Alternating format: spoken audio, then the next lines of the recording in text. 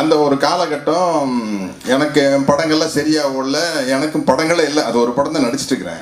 அப்போ நான் இவர்கிட்ட ரொம்ப பந்தா பண்ணிக்கிறேன் அண்ணங்கிட்ட. நம்ம தம்பி சீமான் தான் டைரக்டர். சீமான் கொஞ்சம் சீக்கிரம் விட்டுருங்க, நான் சாயந்தரம் என்னை பார்க்கறக்கு ஒரு டைரக்டர் வராரு, கதை கேட்கணும் சும்மா. அதாவது நம்மளுக்கு படமே இல்லாத நேரத்தில் ஒரு ஆள் வந்திருக்கிறா அப்படின்ட்டு கவுண்டமணி நான் சத்யராஜ் எப்படி இருந்தாலும் அந்த கதையை நீங்கள் வேண்டான்னு சொல்ல போகிறதில்ல.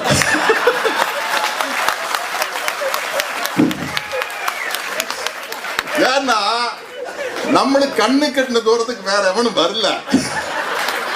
நீங்க எப்படி இருந்தாலும் கதவை சாத்தி தாள் போட்டுட்டு தான் அந்த கதையை கேட்க போறீங்க. ஏன்னா அவன் எந்திரிச்சு போயிட்டான்னு வச்சுங்களா, நம்மளுக்கு வேற படம் இல்லை. அதனால எதுக்கு இவ்வளவு ஃபில்டர் போட்டு சிரிப்பு தாங்க முடியல.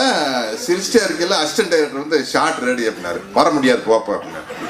Sir shot ready sir. வர முடியாதியா, இருக்கிறது ஒரே கூட இதையும் நடிச்சு தீர்த்தோம்னா அடுத்து நாங்க எங்க ஊத்தி நிதானமா தான் ஷார்ட்டுக்கு வருவோம். அவ்வளவு சீக்கிரம் வந்துட முடியும்.